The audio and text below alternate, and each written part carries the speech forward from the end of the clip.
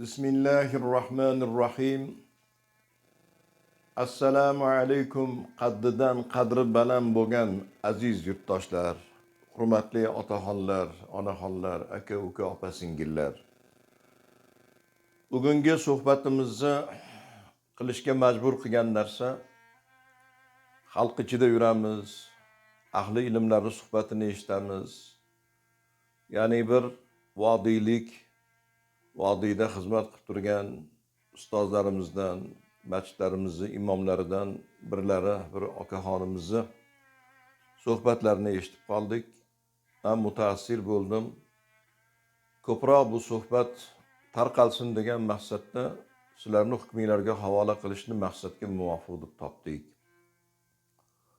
Ya'ni bu suhbatimizning mazmuni ko'plarimizni dunyoga kelishimizga sabab bo'lgan, hasratimizda bellari bukilib, sochlari oqarib, farzand tarbiya qilib, farzandni oyoqqa qo'ygan otalar yoki onalarni oxirgi kunlarida e'tiborsiz bo'lib qolayotganligi, farzandlar tomonidan behurmat qilinayotganligi, ayanchli bir holatlari to'g'risida suhbat qilib qoldilar.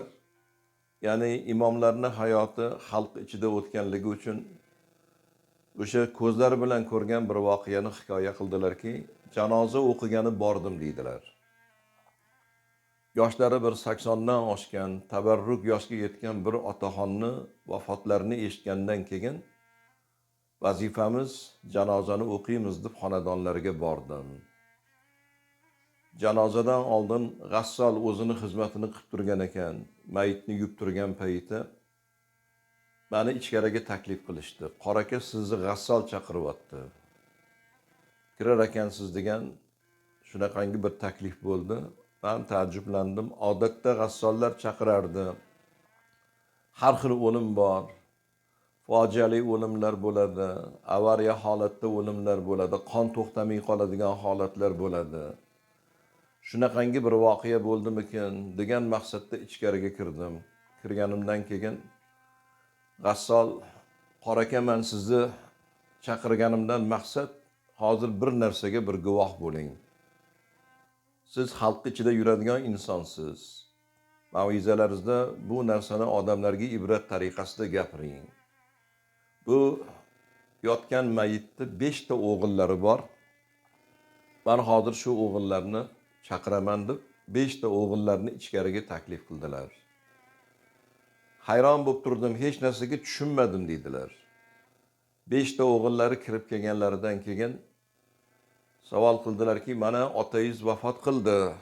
Oxirgi marta otaga qachon qaragan edinglar? Otaga bir e'tibor bo'lganmidi degan savolni berdilar. 7 kishi bo'lib turibmiz. 5 ta o'g'illari, g'assol, men deydilar, 7 kishimiz. Har xil gaplarni gapirishdi, dori-darmon qildik, shifokorlarga ko'rsatdik, e'tibor qildik degan gaplarni gapirganlaridan keyin mayitni ustida turgan choyshobni ko'tardilar.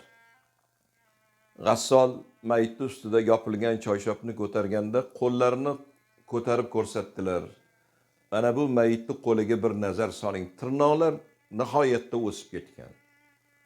Tirnoqlarning ichi axlatga to'lib qorayib ketgan bir holat. Mo'ylablar o'sib og'izga kirib ketgan. Bu makruh. Mo'ylabning o'sib ketishi, unga taomni tegib turishi shariatda yo'q narsa. Mo'ylov olingan emas. Qachon oxirgi marta bu mo'ylovlar olingan? Sochlar nihoyatda o'sib ketgan bir holat. Badanni juda ham chirk bosib ketgan. Ana undan keyin mayitni orqasini o'girdilar. Mayitni orqasini o'girgan paytlari qon talashib ketgan. Yaralar bitmagan.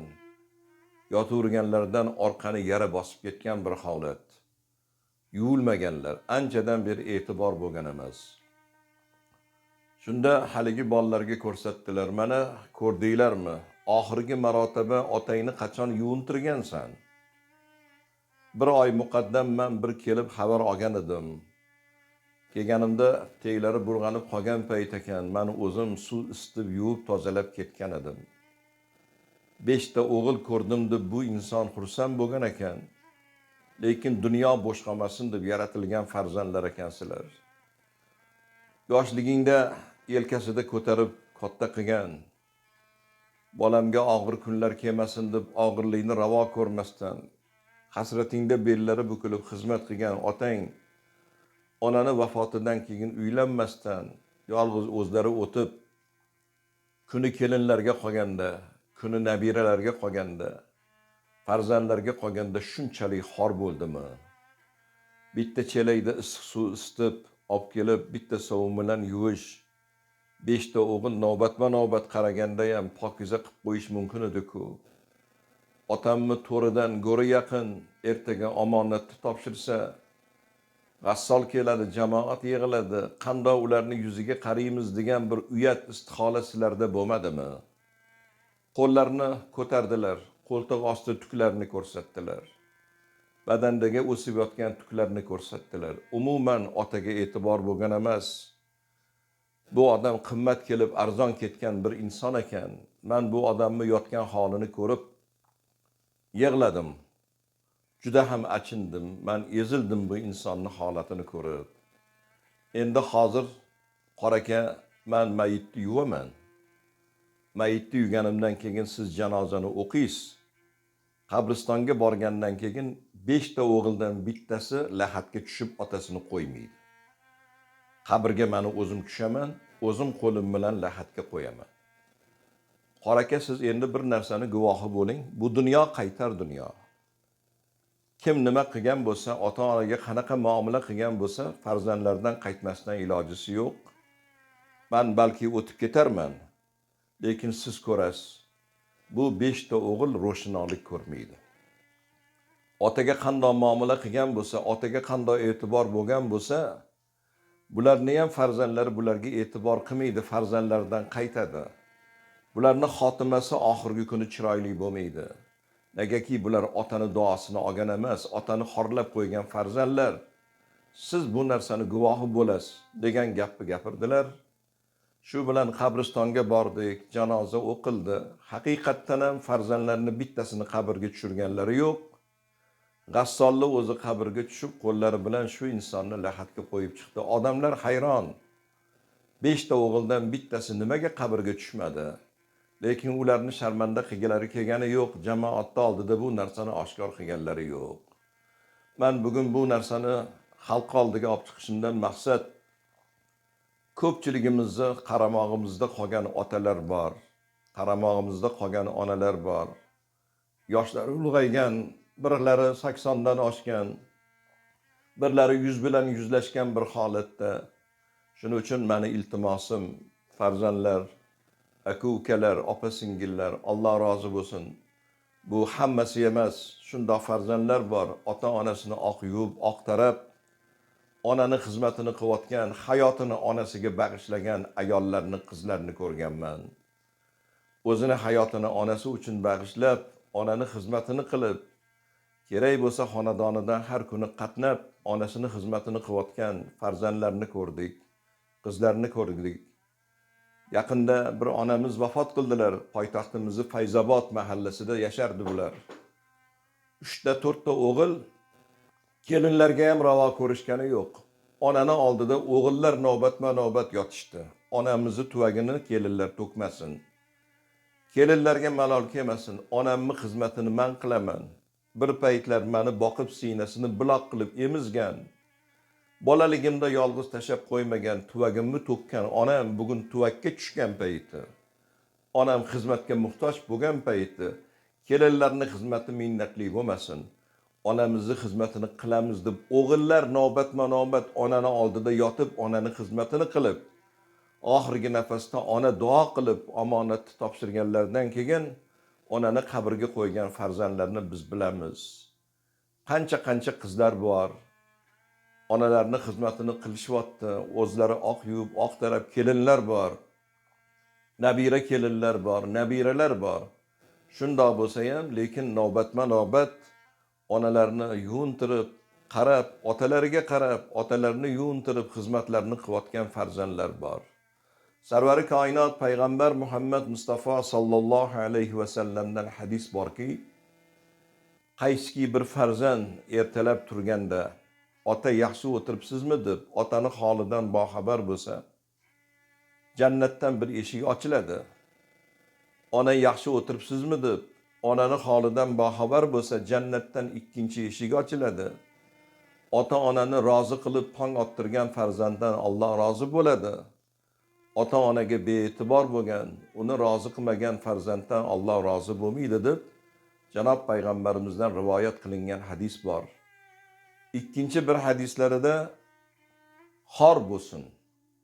Xor bo'lsin ota-onasini hayot topib jannatni o'ziga vojib qila olmagan farzandni degan ekanlar. Shuning uchun g'aflatda qolmaylik. Mani iltimosim kunlar o'tyapti. Yillar o'tyapti. O'zimizni ham hayotimiz ulg'ayib boryapti. Bu qaytar dunyo, husni xotima deydi. Xotimamiz chiroyli bo'lsin. Oxirgi kunlarimiz chiroyli bo'lsin. Qo'limizni ostida yosh bolaga o'xshab, go'day bolaga o'xshab o'zini aqlini yo'qotib qo'ygan onalar bor, aqlini yo'qotgan otalar bor. Bir gapni 10 marotaba takrorlayotganlar bor. Ovqat yeganda ovqatini to'kib yeyotganlar bor. Bilmay qolayotganlar bor. Malol kelmasin. Opalarim, singillarim, aka-ukalar. Mehmon bo'lib qoldi bular. Bular musofir bo'lib qoldi. Kunlar o'tyapti, tonglar o'tyapti. Har bir kun o'tgan sari kun umr bir kunga qisqaryapti. Shuning uchun bular mehmon bo'lib turgan payti, g'animat bo'lib turgan payti, tarixga aylanadigan daqiqalar yaqinlashyapti. Suratlarga qarab yig'laydigan kunlar keladi. Hali bular sog'inib xumor qilgan kunlar keladi. Qabriga borib to'yib yig'lab keladigan kunlar keladi. Shuning uchun tiriklik davrlarida xizmatlarni qilaylik. O'lgandan keyin dabdabali ehsonlarni keragi yo'q. Toshqozonlarda osh damlab, elli oldiga ehson qilish keragi yo'q. Tiriklik paytida ota-onaga bee'tibor bo'lmaylik. Bu dolzarb mavzu. Bu bo'lgan voqea. Bir imomni ko'zi bilan ko'rganlarini gapirdilar. Biz o'sha gapdan mutaassir bo'ldik. Biz shogirdmiz. Ular ustoz. Ota to'shakka yotib qolgan payt, farzandlarni xizmatiga muhtoj bo'lgan payt xor bo'lib qolayotgan otalar bor. Salohiddin Qoraka degan zot o'tganlar domla Salohiy taxallusi bilan she'rlar yozardilar. Shu odamni bir so'zini eslab qo'ymoqchiman. Otangga tik boqma, iymoning saqla. Farzandsan, sen doim burchingni oqla. Otangga tik boqib, garchi ko'p otsang, kun o'tib bir kun farzanding sanga tosh otmog'i mumkin. Shuning uchun to'g'ri xulosa chiqaraylik. Bugungi bo'lgan suhbatimiz odamlarimizga bir dars bo'lsin. Farzandlarimizdan qaytmasdan iloji yo'q. Husni xotima bo'lsin, chiroyli bir xizmatlar qilib, o'zimizni ham oxirimiz chiroyli bo'lishini Alloh hammamizga nasib etsin. Vassalomu alaykum va rahmatullohi va barakatuh.